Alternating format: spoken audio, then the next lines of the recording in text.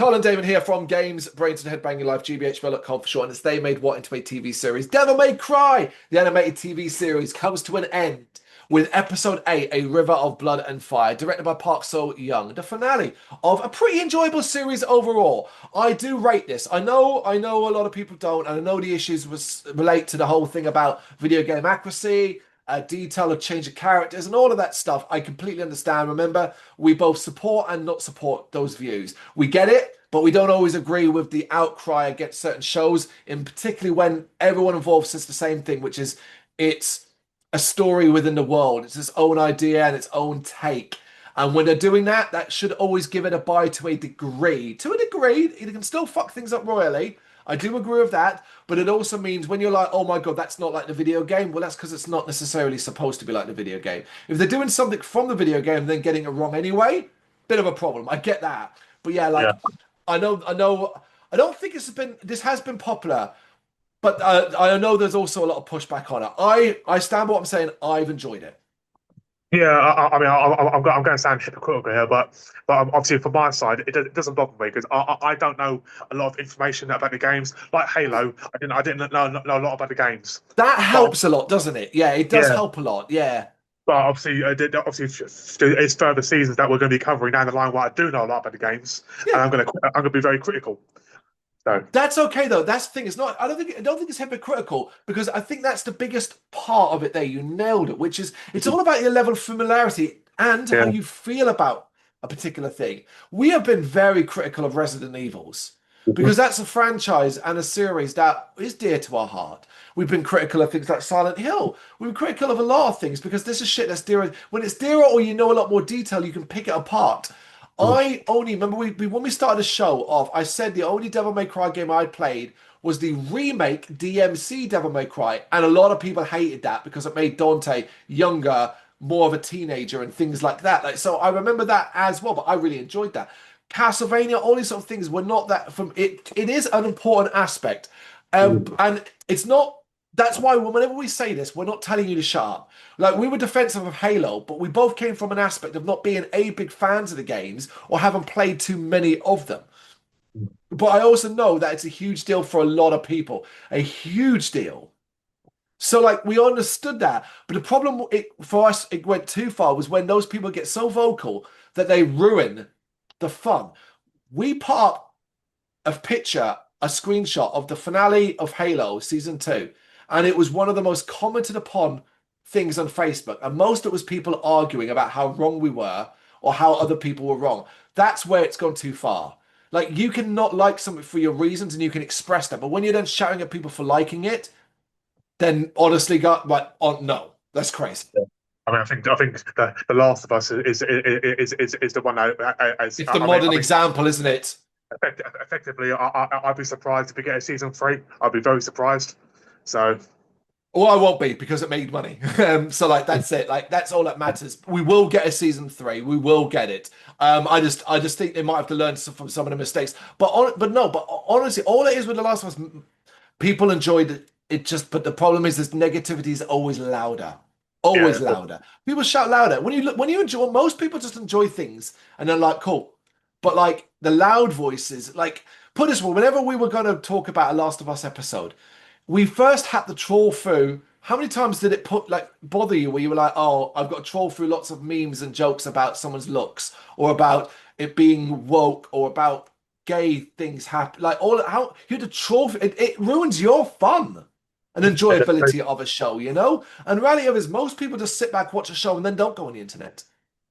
But when you hate something and you're that kind of person, you watch something and you immediately jump on Facebook, Twitter, whatever it is, and start going, that's what it yeah, is.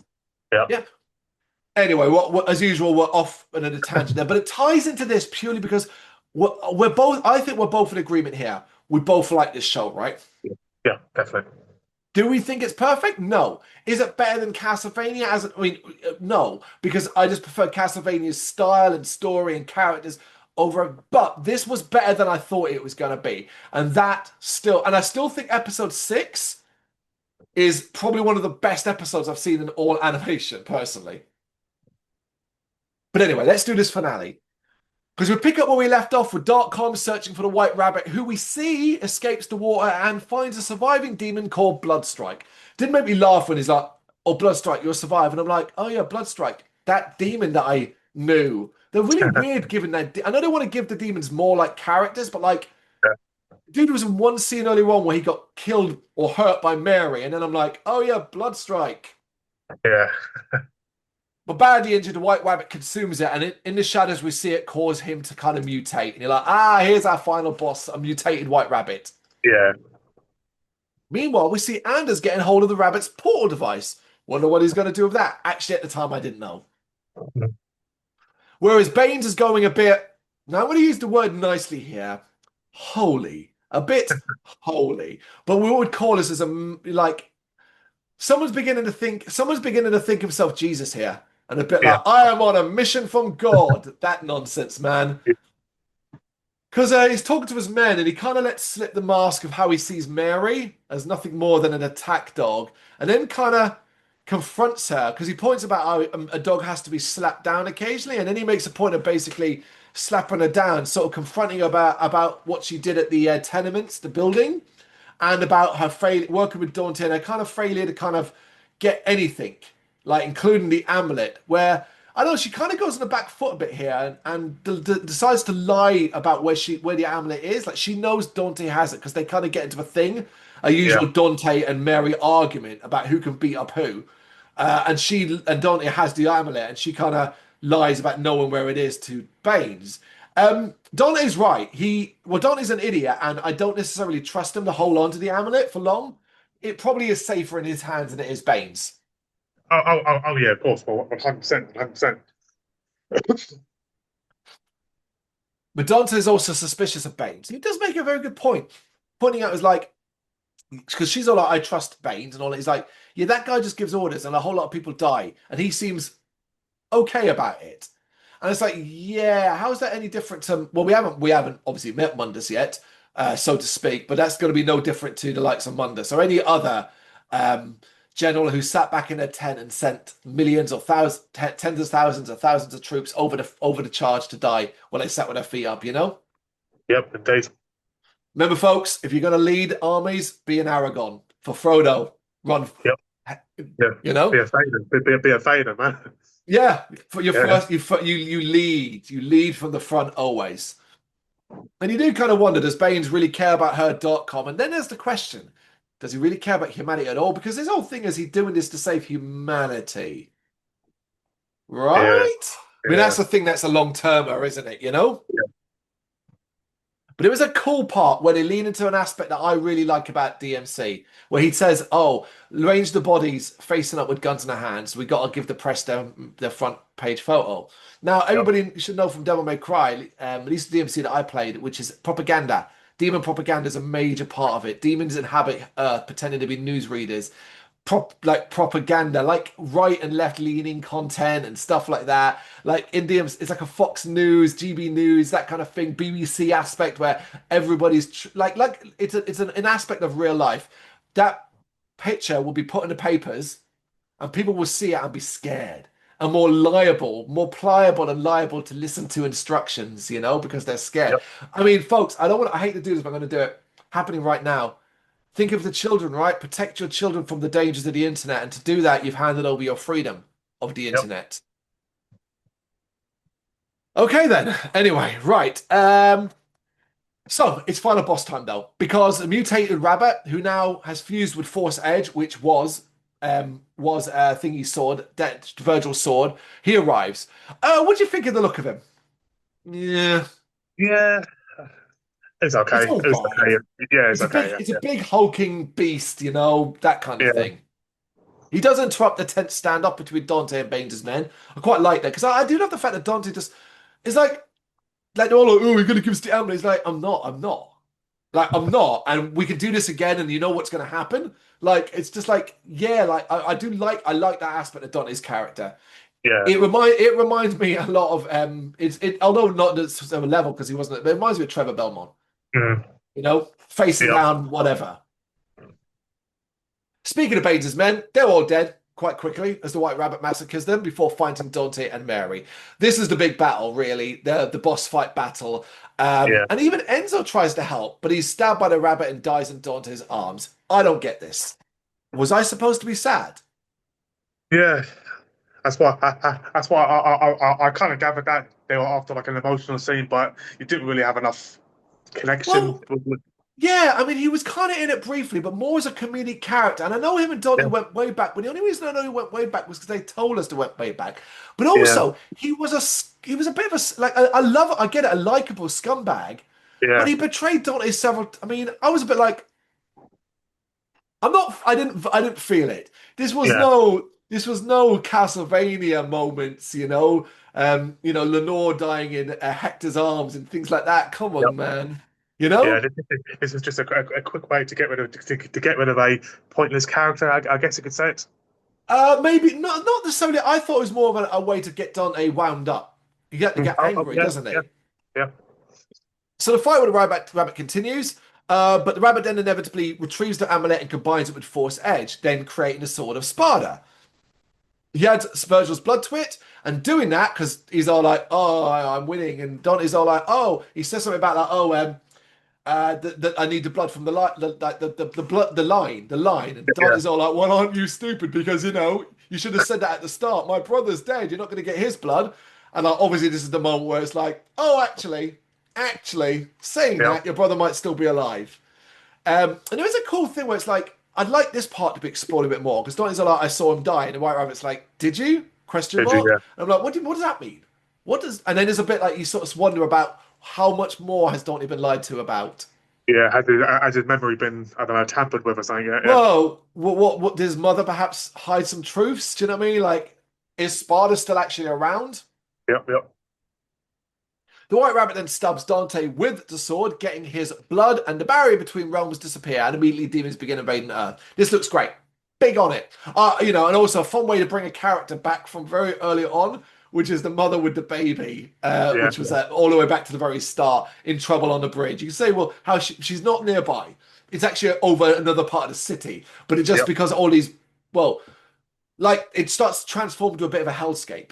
yeah, yeah, Mary's not done though, and with her last bullet, in that video game logic, she shoots the rabbit's artificial heart, which weakens him enough, which allows Dante to recover, who's now angry enough to do his devil trigger, to transform it into his demonic form, and then uses the Sword of Sparta to kill the rabbit. It's a violent, gory end, but a fitting one for a good character, a great yep, villain, a very overall a strong villain. All right, I yep, didn't love yep, that his kind of end is just I'm big beast, but then I'm like, how yeah. else could it have ended? You know?